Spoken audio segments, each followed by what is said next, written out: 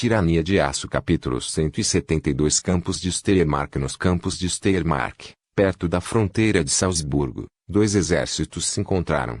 Do lado dos austríacos, o conde Otto enfrentava os bávaros que tiveram a ousadia de entrar em suas terras.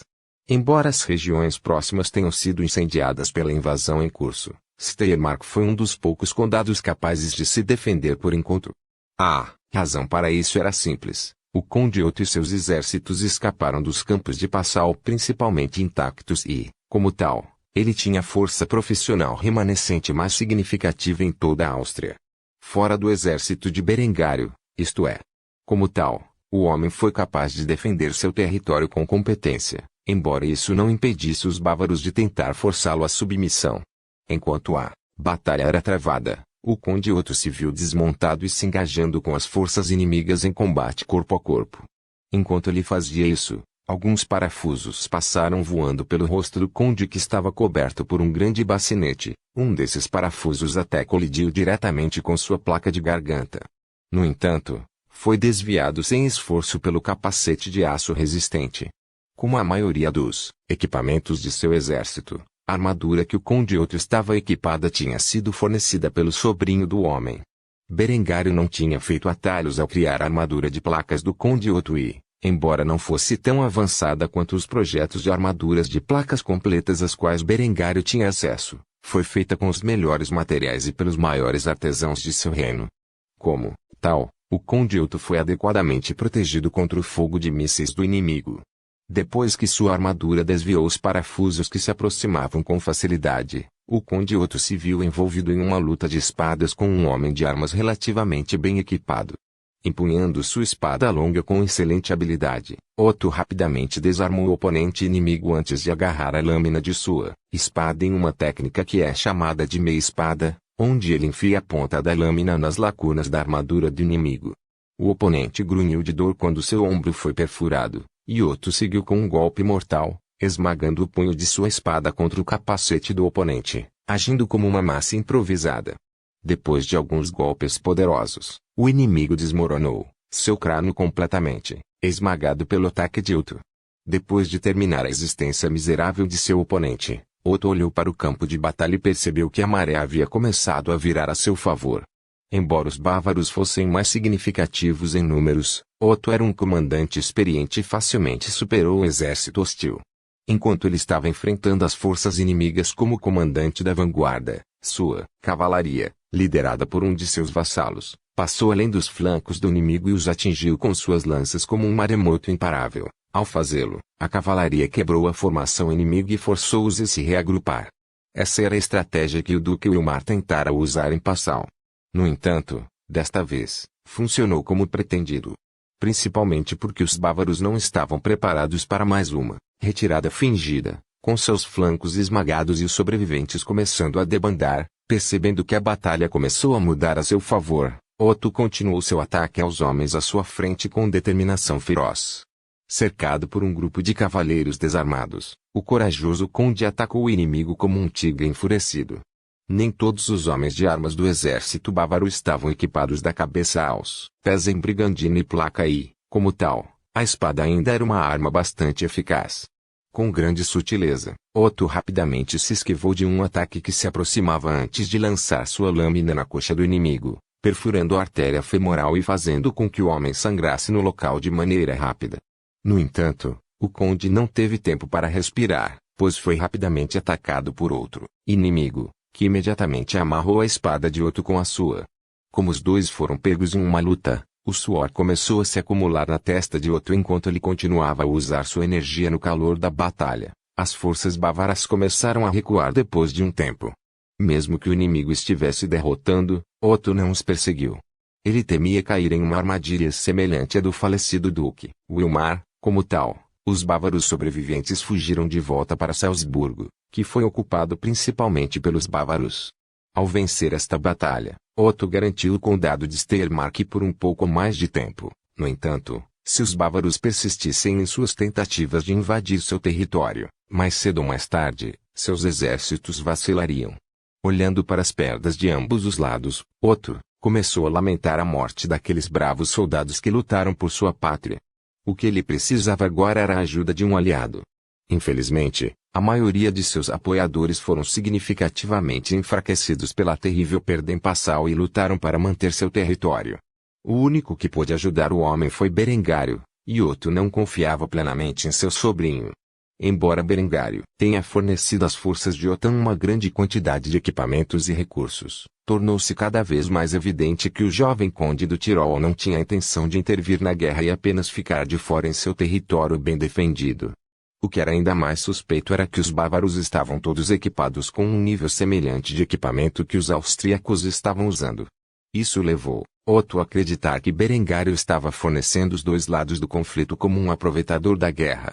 O fato de que a única ação de Berengário durante esse conflito foi defender suas fronteiras e a de seu vizinho ocidental encheu ainda mais as dúvidas de Otto sobre a lealdade de seu sobrinho.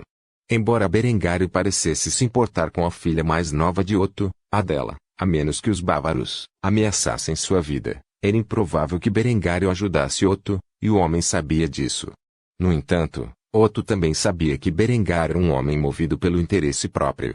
Se fosse esse o caso, se ele quisesse conseguir a ajuda do sobrinho, justamente a de seus exércitos, precisaria desenvolver algum incentivo para isso. Essas foram as questões em que o conde Otto pensou quando seus soldados começaram a limpar o campo de batalha. Eventualmente, um dos comandantes do conde se aproximou dele e lhe entregou uma carta. Meu soberano, há uma carta para você que contém o selo da dinastia von Habsburg. O conde Otto suspirou pesadamente enquanto agarrava a carta e começava a ler seu conteúdo. Ele já podia adivinhar quais informações a carta continha. Depois de ler a carta, Otto rasgou-a e jogou os restos desfiados ao vento. A ação, é claro, chocou seu comandante, e o homem não pôde deixar de expressar suas preocupações. Sua Excelência. O que é? Conde Otto olhou para longe na direção de Viena com uma expressão solene antes de responder à pergunta do homem. Viena está novamente sitiada, e o herdeiro de Wilmar pede nossa ajuda. Depois de receber tais notícias, as ações do conde confundiram ainda mais o comandante e, como tal, ele fez a pergunta em sua mente. E nós não estamos fornecendo isso?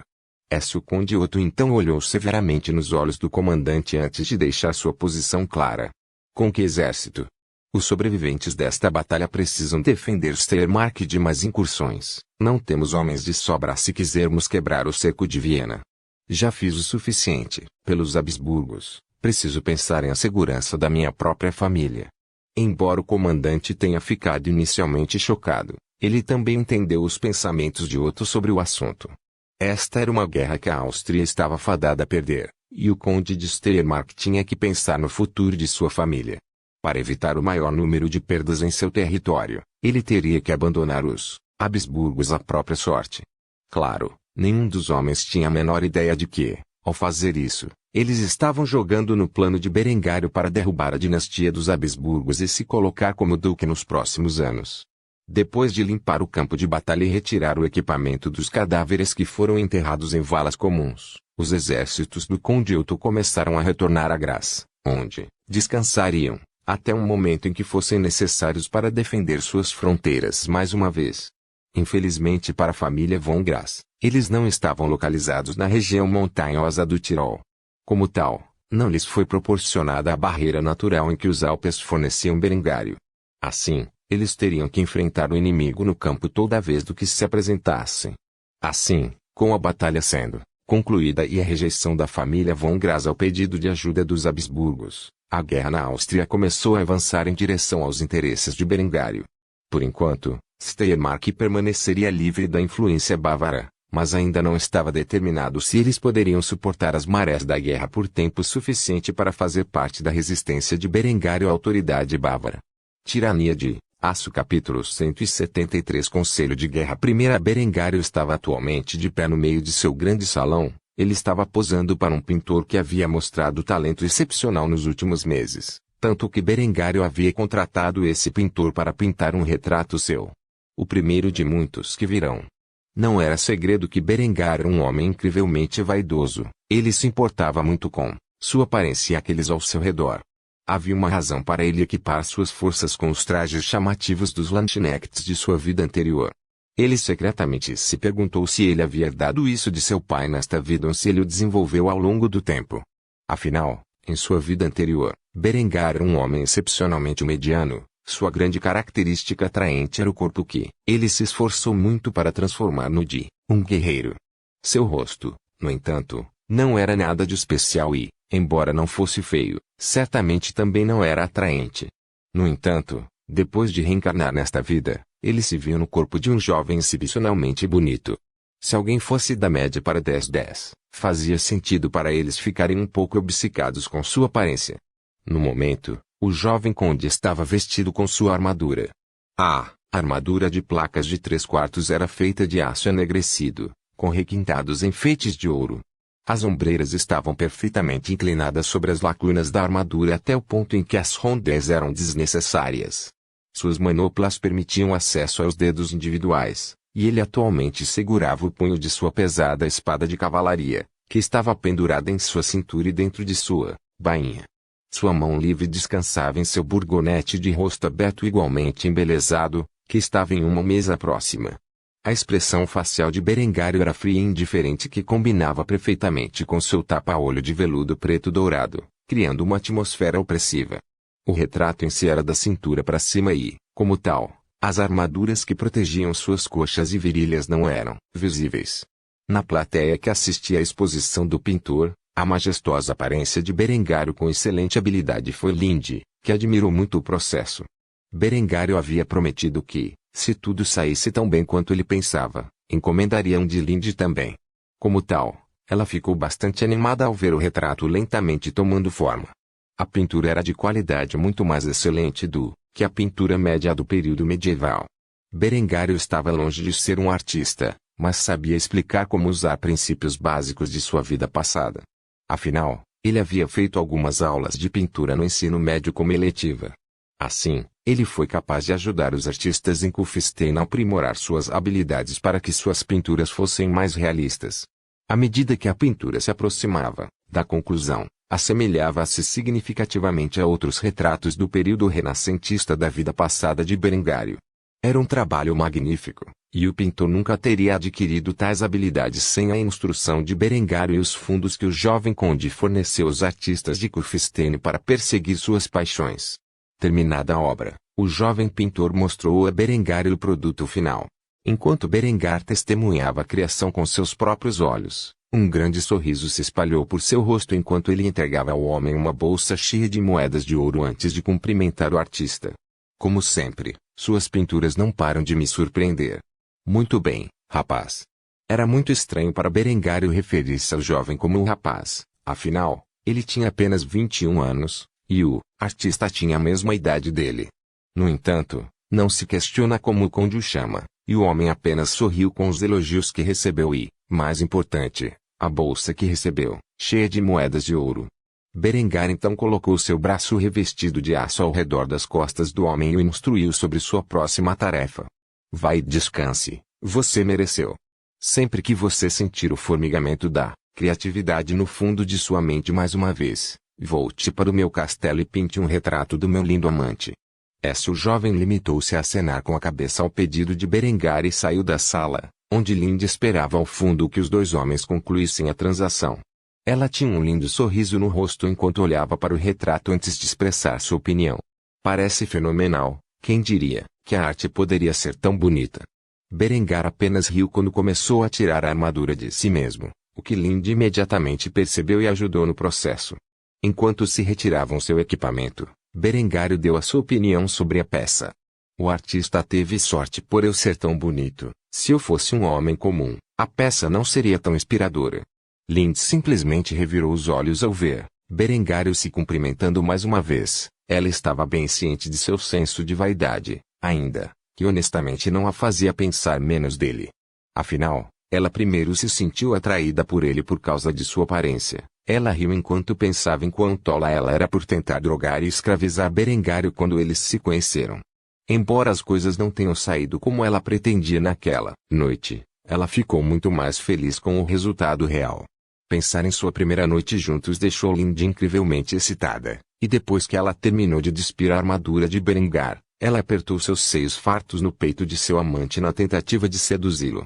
Percebendo o olhar ansioso de Linde, Berengar riu. Ele não tinha ideia do que ela estava pensando para provocar essa mudança repentina, mas ela era seriamente tentadora demais. Não era de admirar que ele se apaixonasse por seus encantos quando se conheceram. No entanto, ele estava muito ocupado para satisfazê-la no momento. O retrato era apenas uma de suas muitas responsabilidades em sua lista diária.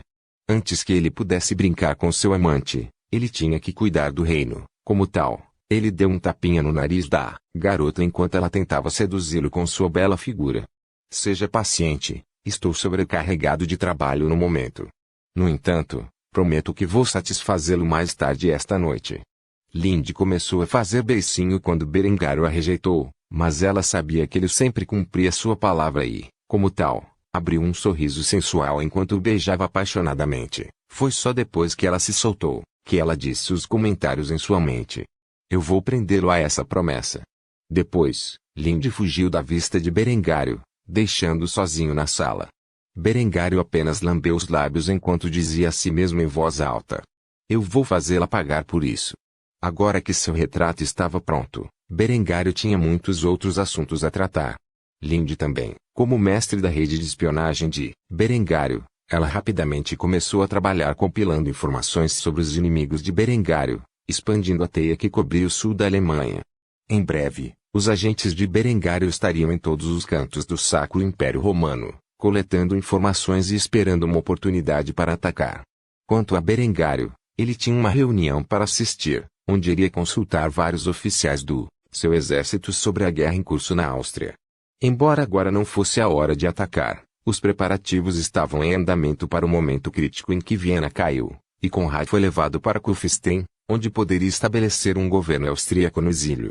Se mesmo uma engrenagem na máquina que era seu exército não cumprisse seu dever, Berengário poderia perder tudo nesta próxima manobra. Com isso em mente, Berengário vestiu sua roupa de civil e visitou o prédio construído para funcionar como sede de seu departamento de defesa. Quando ele chegou na sala de guerra, Berengar notou que vários oficiais esperavam dentro dela, e eles rapidamente pularam em salutes quando Berengar fez sua presença conhecida. Berengário, é claro, retribuiu as saudações antes de dar o comando. À vontade, onde os oficiais relaxaram levemente sua posição.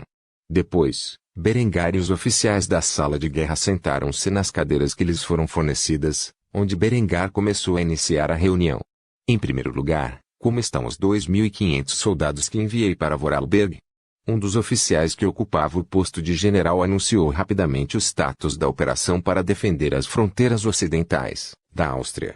Vossa Excelência, o Conde de Vorarlberg, agradece as tropas que enviamos e, sob o comando do oficial encarregado, fizeram um excelente trabalho para repelir o avanço dos bávaros. Até agora, o exército bávaro que atacou a região foi completamente expulsa, em grande parte por nossas forças. No entanto, o Conde de Vorarlberg e seus exércitos também devem ser elogiados por seu sucesso. Berengar acenou com a cabeça em aprovação a esta notícia antes de abordar sua próxima preocupação. Então a região foi protegida para nossas caravanas de comércio passarem? O general rapidamente respondeu afirmativamente: isso é correto, Excelência. S. Berengário sorriu ao ouvir aquelas palavras. Agora que a frente ocidental estava segura, Berengário não precisava se preocupar em lutar em dois lados quando finalmente se envolveu na guerra pela Áustria. Como tal, ele começou a abordar a crise de fronteira. E os fortes da fronteira? Como eles estão se saindo? Outro homem com a patente de coronel informou rapidamente Berengário sobre o conflito em curso na fronteira enquanto estendia um mapa sobre a mesa e colocava algumas minifiguras que representavam as forças envolvidas na batalha. A guarnição do Noroeste parou completamente o avanço dos bávaros, depois de tentar atacar numerosos fortes. Eles desistiram completamente e estão simplesmente mantendo sua presença na fronteira. Pela defesa. No entanto, eles não estão avançando devido à construção dos fortes Estrela na área e quão bem defendidos eles estão. O exército inimigo geralmente se dirige após algumas barragens de artilharia. Ainda não sofremos uma única baixa, bem além de alguns pequenos ferimentos. Berengar sorriu e acenou com a cabeça para esta notícia, finalmente. Por enquanto, o Tirol estava seguro. Como tal, Berengário decidiu informar seus oficiais sobre seus próximos planos, pois eles não poderiam se preparar adequadamente se não soubessem.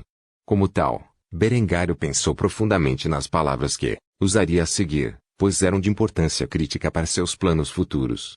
Assim, os oficiais na sala de guerra ficaram em silêncio enquanto esperavam que seu suzerano e comandante fizesse seu discurso apaixonado sobre o futuro da guerra na Áustria, que um dia ficaria registrado na história como um símbolo da ascensão de Berengário ao poder. Tirania de Aço capítulo 174 Conselho de Guerra segunda O silêncio permeou o ar viciado da sala de guerra por algum tempo, antes de Berengar finalmente expressar suas preocupações sobre o próximo período com um discurso apaixonado. Senhores, estamos no alvorecer de uma nova era. A invasão dos bávaros nos trouxe uma oportunidade imprevista. Viena está sitiada e a dinastia dos Habsburgos está chegando ao fim. Se aproveitarmos essa reviravolta para resgatar os mais jovens membros da dinastia da situação em que se encontra, poderemos nos beneficiar desta crise e estabelecer um governo no exílio, com o nosso município no centro da resistência. Imagine uma nova Áustria com o Tirol no centro de seu poder. Para que esta visão do futuro se torne realidade, preciso que cada um de vocês aproveite esta oportunidade que está diante de nós. Por uma grande Áustria. Cada homem dentro da sala de guerra do quartel-general do Departamento de Defesa era um homem ambicioso, pelo menos a ponto de estarem ansiosos para seguir Berengário em suas futuras conquistas. Nenhum deles estava descontente com este plano que permitiria seu suzerano para usurpar o Ducado da Áustria no futuro. Como tal, quando Berengário terminou seu discurso, foi recebido com o grito de guerra do exército tirolês de todos os oficiais presentes. Deus conosco. Vendo os oficiais baterem no peito numa saudação unificada e gritarem o grito de guerra do seu exército, Berengário ficou satisfeito. Parecia que o núcleo de seus oficiais tinha tomado seu lado no conflito que se aproximava. Embora Berengário não duvidasse de sua lealdade, ele era um homem excepcionalmente cauteloso e tinha que se preparar para o evento de ser traído. Como tal, ele estava examinando de perto cada membro de sua equipe antes de acenar com a cabeça em aprovação. Depois de testemunhar a cena de seus oficiais chegarem a um acordo com seu plano, Berengar apontou para Viena no mapa antes de compartilhar o plano dele de Linde com os oficiais de alta patente que compunham o núcleo de sua hierarquia militar. Nossos agentes se infiltraram no castelo de Viena quando a cidade cair e o castelo com ela. Prevemos que o Duque de Ager da Baviera massacrará qualquer rival em potencial à sua reivindicação sobre a Baviera e, como tal, contrabandeamos Conrad para fora do castelo de Viena, onde vamos coagi-lo a me tornar regente, enquanto trabalhamos para restaurar a dinastia dos Habsburgos ao poder sobre a Áustria. Apenas em nome. É claro, o verdadeiro poder por trás do trono seria como regente e, por extensão, todos vocês como oficiais no meu exército. Todos vocês não precisam se preocupar com o sucesso desta operação, pois é deixado para o Departamento de Inteligência. Quanto ao seu trabalho, será garantir que nossas forças estejam preparadas e reunidas em nossa fronteira oriental para os 3 invasão através de Salzburgo, Kärnten e Alta Áustria. Depois de tomarmos essas regiões, vamos nos reunir com as forças de Steiermark e marchar sobre os bávaros na Baixa Áustria, o que nos permitirá tomar Viena e declarar nossa guerra uma vitória. Ouvindo o plano de Berengário para invadir o leste da Áustria e recuperá-lo, os oficiais ficaram todos impressionados. Quando conseguissem invadir a Áustria ocupada pela Baviera, eles teriam cerca de 30.000 homens. Eles seriam capazes de dividir seu exército em 3 divisões de 10.000 homens cada para avançar nos 3 locais. Cada divisão teria poder de fogo suficiente para derrotar com sucesso qualquer exército que encontrasse. A estratégia em si foi planejada por Berengar, considerando que Karl estava atualmente supervisionando as forças estacionadas em Kitzbühel. O jovem conde teve que projetar a operação inteiramente sozinho, e como um ávido jogador de estratégia de sua vida passada, ele era mais do que capaz de conceber um plano de invasão como este. Todos os oficiais do núcleo de sua hierarquia militar concordaram com a estratégia e, embora alguns deles tenham acrescentado algumas contribuições menores, o plano de invasão estava praticamente completo. Como tal, após uma discussão exaustiva, os oficiais acabaram por ser dispensados e Berengário viu-se sozinho na sala de guerra a olhar para o mapa. Um dia em breve, a Áustria seria dele, e seus planos para unificar a Alemanha em um grande império alemão estariam um passo mais perto da realidade. Depois de examinar seus planos de batalha mais uma vez, Berengar enrolou o mapa e o guardou, de onde deixou a sede do Departamento de Defesa e voltou para seu castelo, onde Linde e Rita esperavam pacientemente por ele para jantar. No momento em que Berengário se sentou à cabeceira da mesa, ouviu a voz feminina de Lindy chamá-lo. Então, como foi o conselho de guerra? Ao ouvir essas palavras, Berengário sorriu, antes de se desvencilhar dos cabelos sedosos e dourados de Lindy. Depois, ele tomou um gole da cerveja do Doppelbock, encheu seu cálice de caveira antes de responder. Você não precisa se preocupar tanto, tudo está indo de acordo com o plano.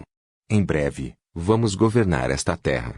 Henrietta, é claro, não tinha ideia sobre o que o jovem casal estava conspirando dessa vez, nem se importava.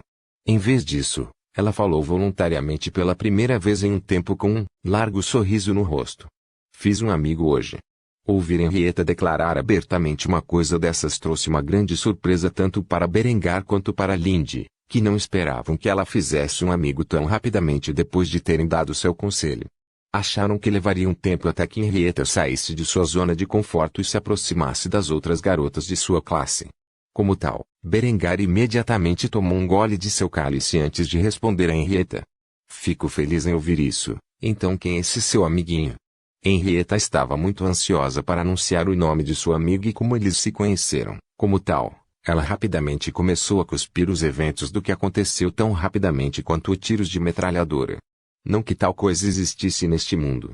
O nome dela é Charlotte, e ela é filha de um dos soldados do seu exército. Nós nos encontramos no almoço quando eu a ouvi falando sobre como seu pai sempre se gaba de suas vitórias em batalha e como ele fazia parte delas. Então eu disse a ela que você nem sempre foi o comandante ousado que é hoje e como costumava ser um menino doente e tolo. Ela estava ansiosa para ouvir sobre seu passado, então, conversamos durante o período de almoço sobre como você costumava ser e como você é mudado. Berengar quase engasgou com a cerveja quando ouviu Henrietta informar suas amigas de seu passado embaraçoso, Lindy. Por outro lado, sorria maliciosamente para a desgraça de Berengário e começou a encorajar Henrietta a continuar com seu comportamento.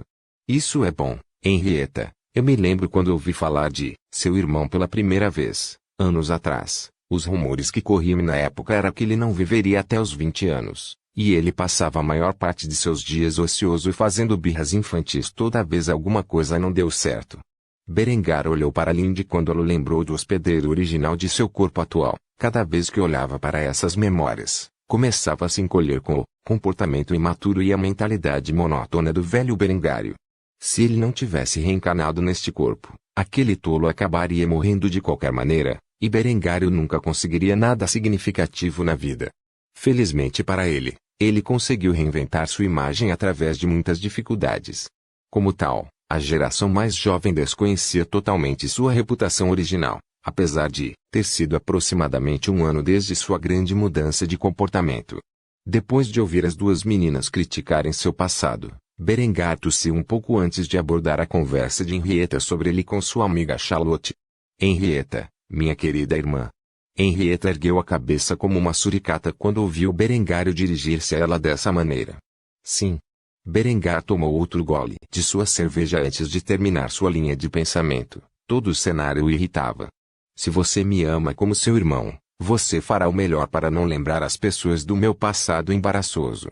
Lindy riu ao ver a expressão de dor de Berengário. Quanto a Henrietta, ela estava confusa. Afinal, foi Berengar quem a encorajou a falar sobre informações que a maioria das pessoas não sabia sobre ele para as outras garotas na tentativa de fazer amigos. No entanto, ela rapidamente percebeu que poderia ter ferido o orgulho de Berengário como conde do Tiro e começou a fazer beicinho antes de balançar a cabeça em concordância. Ok, eu só vou dizer as coisas boas sobre o seu passado de agora em diante. Se vendo que Henrietta havia concordado com seu pedido, Berengário sorriu agradecido antes de estender a mão sobre a mesa e acariciar a cabecinha de Henrietta enquanto a elogiava. Boa menina.